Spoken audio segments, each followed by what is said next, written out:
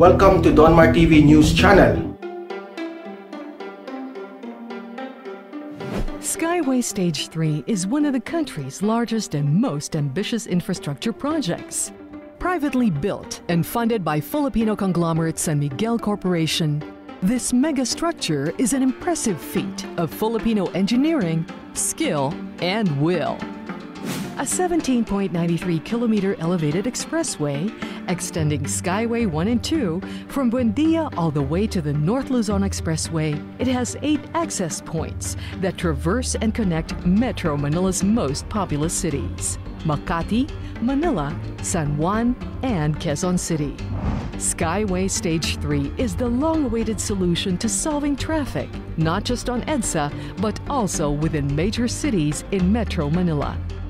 It will cut travel time from the South Luzon Expressway at Susana Heights in Muntinlupa to the Balintawak Toll Plaza of the North Luzon Expressway to just 20 minutes. Magallanes to Balintawak will take only 15 minutes from 2 hours. Balintawak Toll Plaza to Naiya will take 15 minutes, while Valenzuela to Makati will only take 10 minutes. Skyway 3 has been a massive undertaking, and not just for its sheer size and reach. Beset by multiple challenges even before it could start, the project epitomizes the commitment and dedication of San Miguel Corporation under its president Ramon S. Ang to deliver on a game-changing project that will benefit Filipinos for generations to come.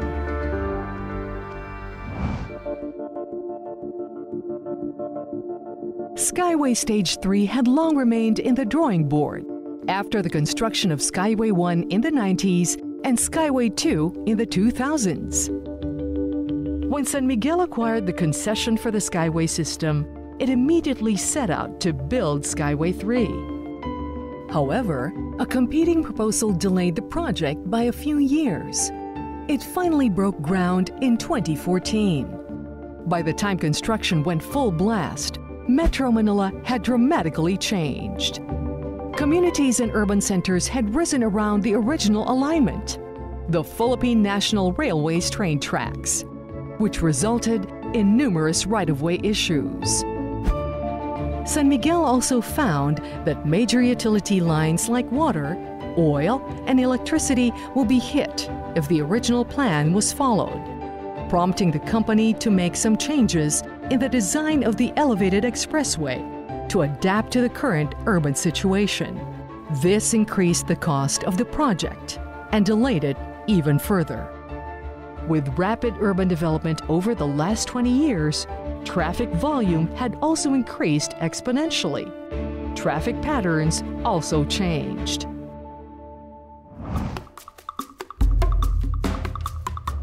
SMC began to untangle the myriad issues around the project. It had to incur additional costs for a longer and more complex alignment, including building a section over the San Juan River. During construction, right-of-way issues continued to hound the project, causing further delays and variations in designs, again leading to higher costs and a longer timeline. Through it all, San Miguel President Ramon S. Ang remained undaunted, determined to realize the dream of linking North and South Luzon and helping solve the decades-long traffic problem of Metro Manila, with no government guarantees or subsidies. It was under the administration of President Rodrigo Duterte that the many right-of-way issues were slowly settled. While the company had to shoulder much higher costs for settling right-of-way issues, this pales in comparison to the benefits the project will bring to the country and to ordinary Filipinos.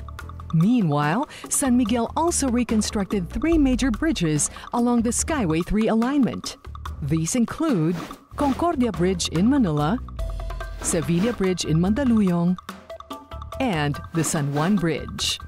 While not part of the Skyway 3 project, these old bridges had to be demolished and rebuilt as they had become unstable and unsafe over the years. San Miguel built stronger, wider bridges using modern construction technologies, improving carrying capacity and safety. The company also cleaned up rivers passing under these bridges to ensure efficient water flow. These were all done at no cost to the national and local governments. Before the project could be fully completed, a major redesign had to be done at the Skyway 3's northernmost end. The original endpoint, A. Bonifacio, was no longer feasible. In the last 20 years, traffic along EDSA in Balintawak had significantly increased. If motorists coming from Skyway 3 still had to go down on EDSA and pass through the old Balintawak cloverleaf to get to NLEX, the benefits of Skyway 3 would be negated. With the help of DPWH, San Miguel was allowed to make a final push. The company decided to extend Skyway 3 over EDSA Balintawak to end just right before the NLEX Toll Plaza, fulfilling the goal of seamlessly linking North and South Luzon. This decision also enabled San Miguel to connect both northbound and southbound lanes of Skyway 3 to C3 Road, providing access to and from Navotas, Caloocan, as well as Quezon City, San Juan, Makati, and Pasay. The project would, however, suffer further setbacks.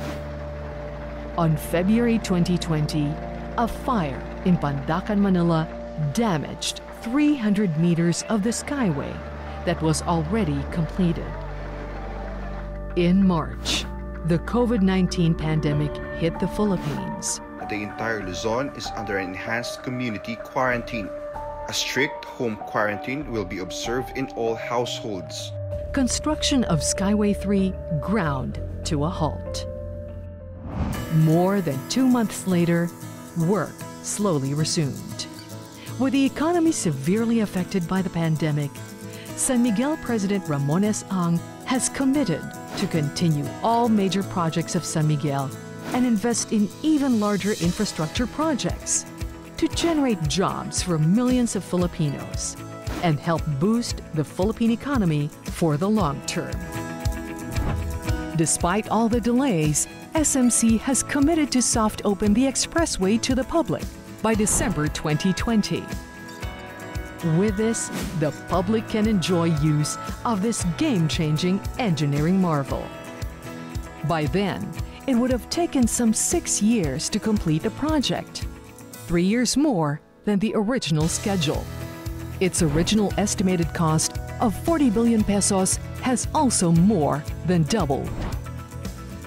But for Ang and San Miguel, what's important is that this mega project that many once thought was impossible to build is finally a reality.